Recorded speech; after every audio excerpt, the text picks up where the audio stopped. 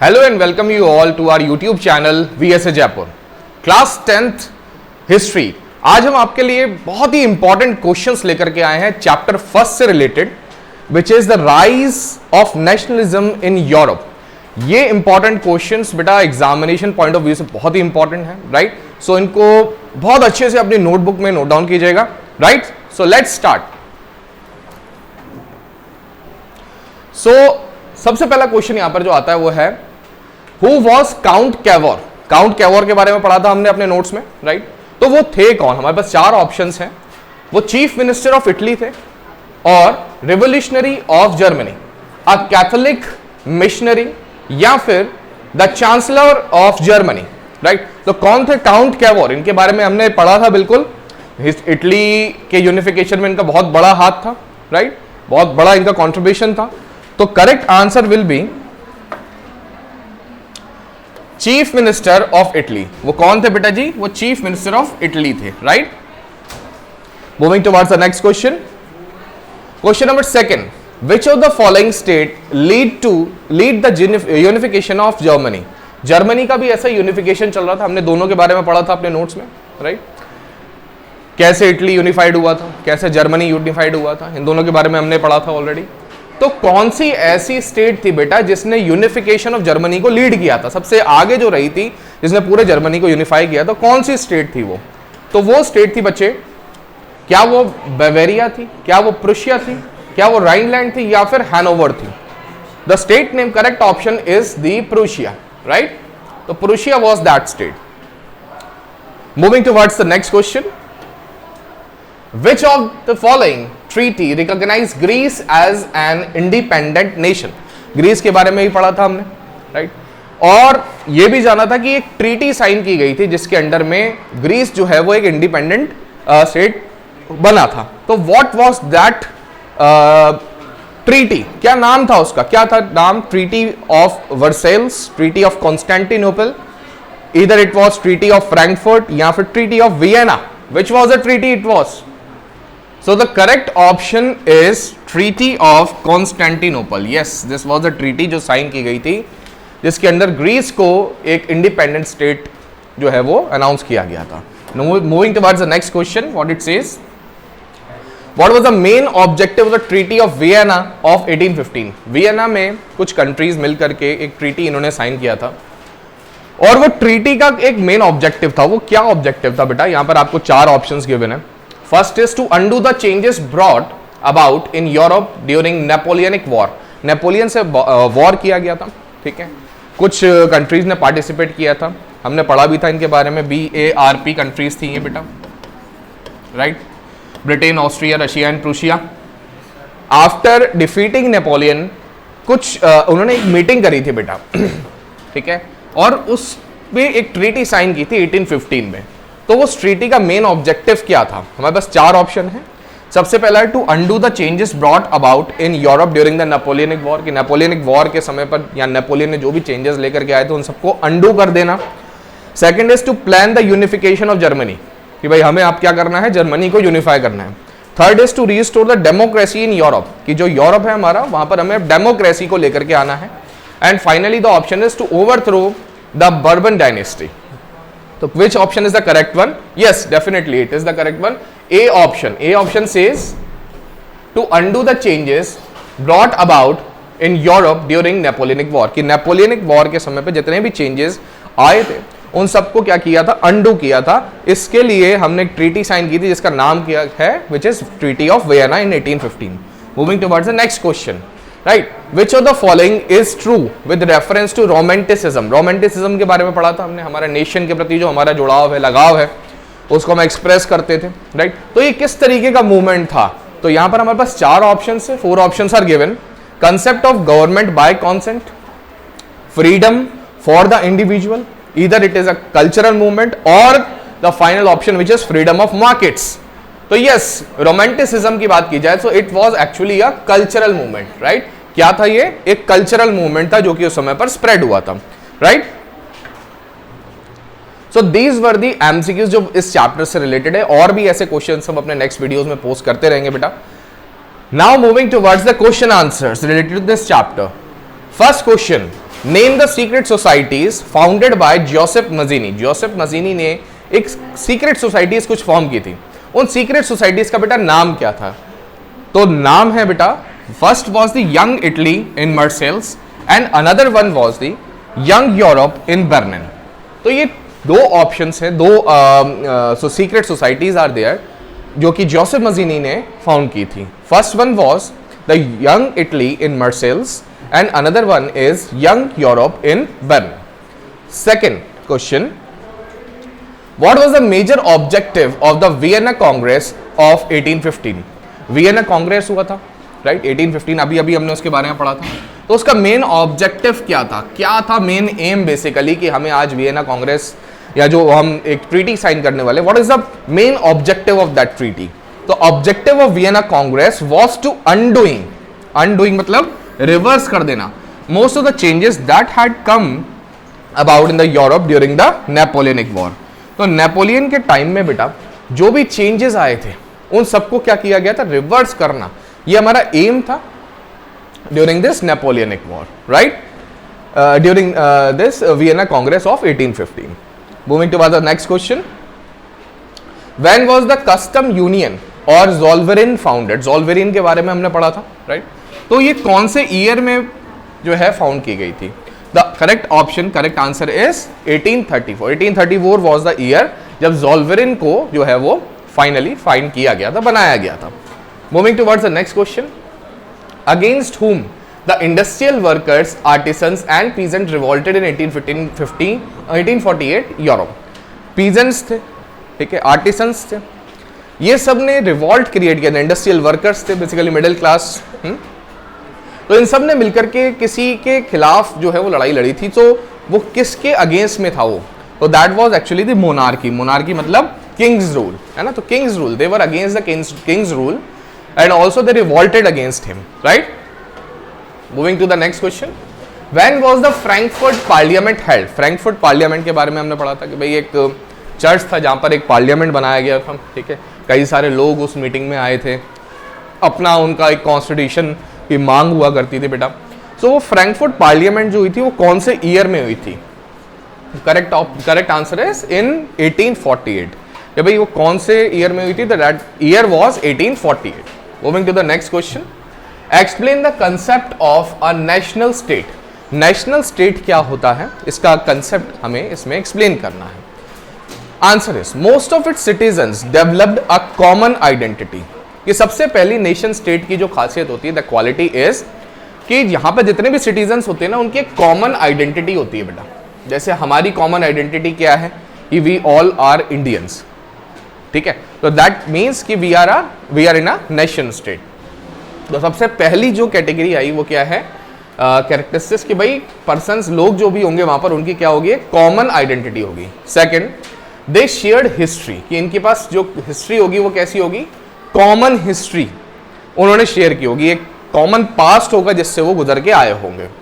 This commonness came as a result of great struggle by the leaders and the common people. और ये जो great history की बात कर रहे हैं हम, राइट, या जो भी ये कॉमननेस, जो ये एक जैसा होना बेसिकली, ये कैसे आई थी? इसके पीछे एक बहुत बड़ा स्ट्रगल रहा होगा, ठीक है? बहुत बड़ा स्ट्रगल रहा होगा जो कि कुछ लीडर्स ने किया होगा और वहां के कुछ कॉमन पीपल ने किया होगा।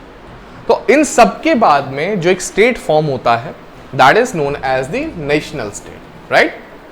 India is also a nation state. Next question, why the 1830s was the year of great economic hardship in Europe? अपन ने इस टॉपिक के बारे में पढ़ा भी था कि हंगर, हार्डशिप, राइट? लेकिन 1830 को ऐसा हंगर, हार्डशिप वाला ईयर क्यों बोला जाता है? तो क्या कारण था उसके पीछे? कई सारे कारण थे, उसको हमने लिस्ट डाउन किया है बेटा।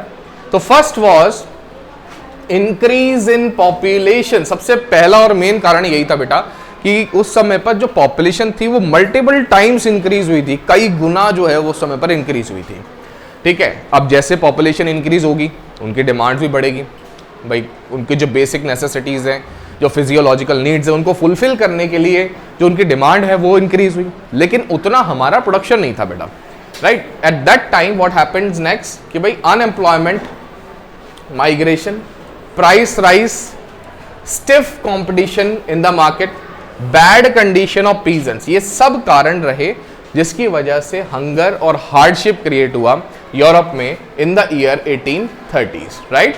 क्या क्या थे एक बार फिर से रिपीट करेंगे। First is the increase in population, second is unemployment, लोग क्या हो गए थे बहुत ज्यादा, भाई ज्यादा लोग आएंगे तो उनको ऑब्वियसली एम्प्लॉयमेंट भी उतना ही चाहिए होगा, इतना तेजी से इंडस्ट्रियलाइजेशन उस समय पर था नहीं in Europe. For that matter the most of the people were unemployed, right.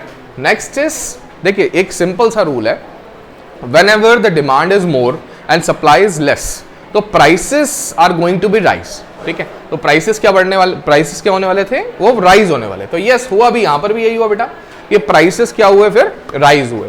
And after that stiff competition in the market, की मार्केट में कैसा था, बहुत बहुत स्ट्रॉन्ग कंपटीशन उस समय पर अकर होता था।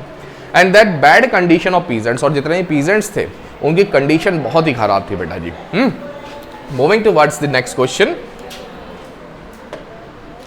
Describe the process by which Germany was unified. देखिए ये जो यहां पर अब क्वेश्चन आया, very important it is.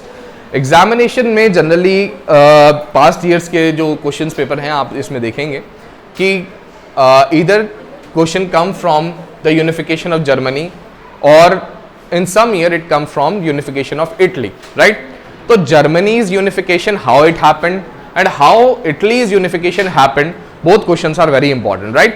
So here we have written, describe the process by which Germany was unified. कैसे जर्मनी जो है वो यूनिफाइड हुआ था, उसके प्रोसेस को आपको एक्सप्लेन करना है।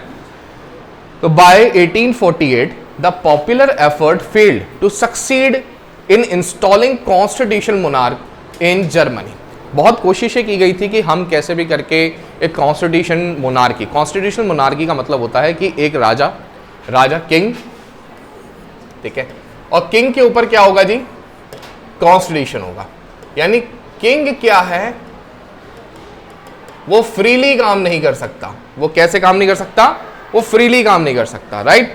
उसके ऊपर किसका जो है वो रूल रहेगा, या फिर हम कहें कि किसका बेसिकली, तो किंग के ऊपर जो कंट्रोल रहने वाला था वो किसका था बेटे जी, कॉन्स्टिट्यूशन का, राइट। किंग जो है फ्रीली काम नहीं कर सकता, जो चाहे वो अपनी मनमानी वो नहीं कर सकता था। So by 1848 the popular effort failed to succeed in installing constitutional monarch in Germany, right? Thereafter the task for unification of Germany was taken over by Prussia. तो Prussia took a lead. उसने कहा कि देखिए मैं इस पूरे Germany को क्या करूंगा, यूनिफाई करूंगा, right. And it's chief minister, और उनके जो चीफ मिनिस्टर थे, देखिए यहाँ पर कंफ्यूजन क्रिएट हो सकता है।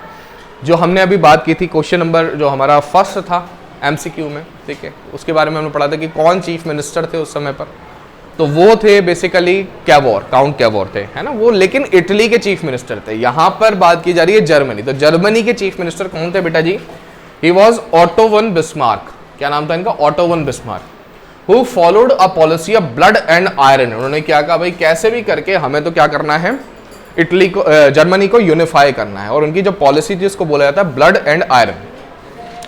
Within a period of 7 years 3 wars were fought. आप सोच के देखिए कि केवल और केवल 7 सालों के अंदर में अगर 3 वॉर्स किसी कंट्री में होंगे तो वो कंट्री कितनी वीकन हो जाएगी, राइट। हर वॉर में बहुत ज्यादा रिसोर्सेस का बेटा जी लॉस होता है, और यहां पर भी ऐसा ही हो रहा था कि 3 वॉर्स लड़े गए थे within 7 years only, with Denmark, Austria and France. इन तीनों कंट्रीज के साथ में ये वॉर जो है वो लड़े गए during the 7 years period. These states were defeated, और फाइनली जो रिजल्ट आया वो क्या आया बच्चों, कि ये तीनों स्टेट्स को जर्मनी के द्वारा जो है वो डिफीट कर दिया गया, हरा दिया गया। इन जनवरी 1871 the process of unification of Germany was completed. Finally 1871 में क्या हुआ जी, कि जर्मनी का जो यूनिफिकेशन था वो कंप्लीट हो गया। फाइनली जर्मनी जो है वो एक अब यूनिफाइड स्टेट थी, ठीक है, और ऑस्ट्रिया, फ्रांस एंड डेनमार्क, इन तीनों को इन्होंने डिफीट कर दिया था।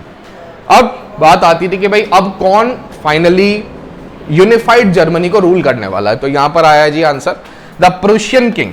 कौन से किंग, प्रुशियन किंग विल्हेम, ठीक है, Wilhelm first was proclaimed German emperor, और इनको विल्हेम फर्स्ट को जर्मन एम्परर बनाया गया। तो एक क्वेश्चन यहां पर यह भी फॉर्म हो सकता है, who was the first emperor और king after Germany got unified, ठीक है. So he was actually a Prussian ruler बेटा, जिसका नाम था Wilhelm first, right.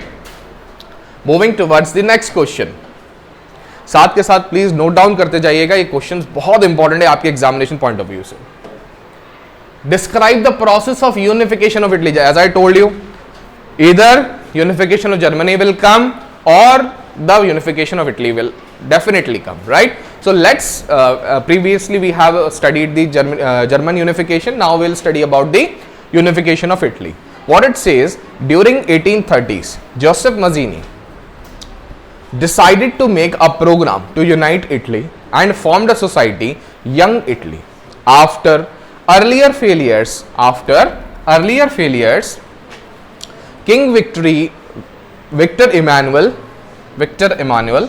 Second took to unify the Italian states through war, and he got the wholehearted support of his chief minister Cavour. Count Cavour इनका पूरा नाम था जी, right. तो basically starting कैसे हुई इनकी? सिंपली ड्यूरिंग द 1830s जो Joseph मजीनी थे, उन्होंने एक सोचा कि हम क्या करेंगे. तो जैसा हम पढ़ रहे थे भाई, जोसेफ मजीनी ने डिसाइड किया था 1830s में कि हम जो है बेसिकली इटली को यूनिफाई करेंगे, right. And formed a society जिसका नाम क्या रखा था इन्होंने? यंग इटली, ठीक है. आफ्टर अर्लियर फेलियर्स, बट काफ़ी सारे फेलियर्स उनको फेस करने पड़े बेटा. तो किंग विक्टर इमैनुअल सेकंड, इन्होंने ये जिम्मा उठाया जी, इन्होंने ही took the initiative to unify the Italy, right. The Italian states through war and he got, और इनको पूरा सपोर्ट मिला इनके चीफ मिनिस्टर का, whose name was Count Cavour, right. Made a tactful alliance with France and defeated Austrians. इन्होंने एक पूरा जो है फ्रांस के साथ में ट्रीटी करके, टैक्टफुल अलायंस इन्होंने एक बनाई, पूरा एक प्रोग्राम मेंटेन किया, ठीक है, विद फ्रांस. एंड इन्होंने ऑस्ट्रियंस को क्या किया? हरा दिया. ईयर कौन सा था बेटा जी? It was year 1859. Now he was able to secure the support of Garibaldi. तो अब इनको किसका सपोर्ट मिला जी? गैरीबल्डी का. In 1860, who was Garibaldi? ये भी हमारा एक क्वेश्चन है, इसके बारे में भी हम जानेंगे. So in 1860, Garibaldi led the famous expedition to South Italy and freed the states from Bourbon rulers. Finally गैरीबल्डी ने क्या किया जी? एक तगड़ा एक्सपीडिशन क्रिएट किया, ठीक है, और साउथ इटली को फ्री कराया. किन से? बर्बन रूलर्स के अंडर से. और ये ईयर कौन सा था? ईयर जरूर याद रखिएगा, दैट वाज ईयर 1861, ठीक है. Before the completion of unification, Victor Emmanuel second was proclaimed the king of united Italy. And just after, जैसे ही हमारा इटली यूनिफाइड हुआ, तो उसके बाद में जो वहां के किंग बने बेटा, he was the Victor Emmanuel. वो कहां पर, वो क्या नाम था उनका? विक्टर इमैनुअल सेकंड, ठीक है. पूछा जा सकता है आपसे, जर्मनी के किंग कौन थे आफ्टर यूनिफिकेशन, इटली के किंग कौन थे आफ्टर यूनिफिकेशन? तो आपको दोनों के नाम यहां पर होने चाहिए यार, right. Moving towards the next question, who was Joseph Garibaldi? जैसे मैंने आपको बताया था पिछले क्वेश्चन में जोसेफ गैरीबल्डी का नाम आया था, तो who actually was Joseph Garibaldi? So what was his contribution in the freedom movement of Italy? और क्या इन्होंने किया था जब ये इटली का फ्रीडम मूवमेंट हो रहा था, तो इनका कंट्रीब्यूशन क्या था इसमें? तो जोसेफ गैरीबल्डी के बारे में पढ़ रहे हैं. Was an Italian freedom fighter. ये कौन थे जी? ये एक इटली के एक फ्रीडम फाइटर थे, स्वतंत्रता सेनानी जिसे हम हिंदी में बोलते हैं. He came from a family engaged in coastal trade and was a sailor in the merchant navy, ठीक है. इनके जो फैमिली मेंबर्स थे बेसिकली कोस्टल ट्रेड में काम करते थे, डील करते थे. एंड ही वॉज, ये कौन थे? तो ही was actually a sailor in the merchant navy. जो मर्चेंट नेवी थी उस समय पर, उसके ये एक सेलर हुआ करते थे बेटा, right.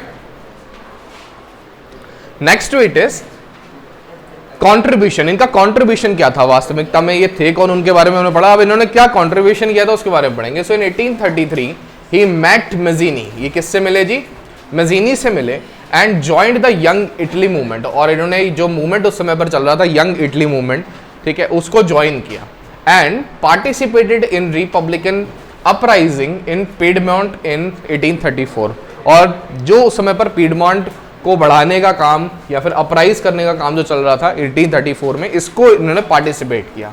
The uprising was suppress, लेकिन फाइनली इस अपराइजिंग को क्या किया गया था, दबा दिया गया था, सप्रेस कर दिया गया था। Joseph Garibaldi had to flee to South America. Finally इनको क्या किया गया, इन्होंने कि भाई जब वो मूवमेंट फेल हुआ, अपराइजिंग जो है वो फेल हुई, तो ये भाग करके आए, ठीक है, और साउथ अमेरिका में आ गए, where he lived in exile till 1848, ठीक है, ये बिल्कुल अलग रहे सबसे, ठीक है, एक्साइल में रहे 1848 तक। He supported Victor Emmanuel second, और उस समय पर जो किंग थे बेटा विक्टर इमैनुअल, इनको इन्होंने पूरा सपोर्ट किया in his efforts to unify the Italy states. अब भाई इटालियन स्टेट्स जो थे उस समय पर यूनिफाइड नहीं थे, आपने पढ़ा था इसके बारे में, यूनिफिकेशन ऑफ इटली के बारे में।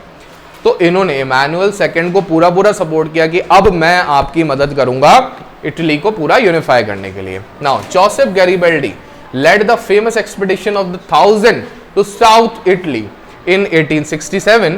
Garibaldi led an army of volunteers to Rome. इन्होंने क्या किया था बच्चे कि he led an army, पूरी आर्मी क्रिएट करी वॉलंटियर्स की, और रोम पहुंच गए to fight the last obstacle to the unification of Italy. और वहां पर रोम के आखिरी ऑब्स्टिकल थे जी, उनसे इन्होंने जो है वो लड़ाई लड़ने की कोशिश करी। Now this was all about the Garibaldi, right? Important question, very important. Now moving towards the next question, why was the Napoleonic rule over other regions unpopular with some sections of Europe? अपन ने Napoleon Bonaparte के बारे में पढ़ा था बेटा। Napoleon Bonaparte अच्छा भी था बुरा भी था, हमने बात करी थी इसके बारे में, लेकिन क्या ऐसी चीजें थी जिसकी वजह से लोग उसको पसंद नहीं कर रहे थे। तो why was Napoleonic rule over other regions unpopular with some section of Europe. तो इतना अनपॉपुलर क्यों था, इतना बुरा उसको क्यों माना गया था, क्या कारण थे? First reason was due to following reasons the Napoleonic rule over other regions was unpopular with some sections of Europe. तो first reason is the newly acquired territories had to face increased taxations and censorship.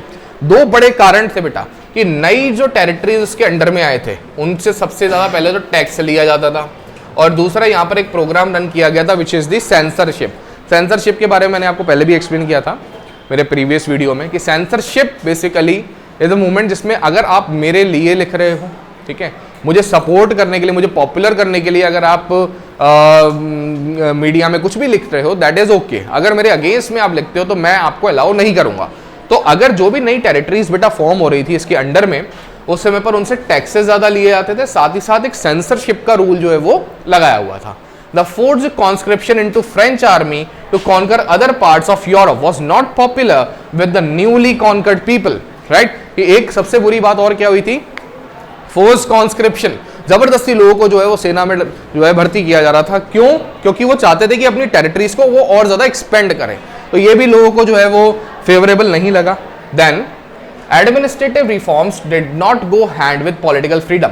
अब जो नए states आ रहे थे उसके under में, वो क्या सोच रहे थे कि भाई हमें पॉलिटिकल फ्रीडम तो किसी तरह की है ही नहीं, हम अपने ऊपर जो है नेपोलियन का रूल फील करते हैं। So the newly annexed regions found themselves under the French rule. हमें ये लगता है कि हमारे ऊपर कौन रूल कर रहा है, फ्रांस रूल कर रहा है, हम इंडिपेंडेंटली काम नहीं कर पा रहे हैं, राइट। तो दिस वाज ऑल अबाउट कि क्या कारण थे जिसकी वजह से नेपोलियन के रूल को अच्छा नहीं भी माना जाता था, राइट। सो इससे नेक्स्ट वीडियोज में हम जो है इनसे आगे के क्वेश्चंस लेकर के आएंगे आप सभी के लिए। आई होप आपने इन क्वेश्चंस को जो है वो राइट डाउन किया होगा, right. Very important questions these are for the point of view of examination. तो बने रहिए हमारे साथ में, लाइक करिए, ज्यादा से ज्यादा शेयर कीजिए इस वीडियो को, ठीक है, और पसंद आए तो कमेंट जरूर कीजिए। Thank you.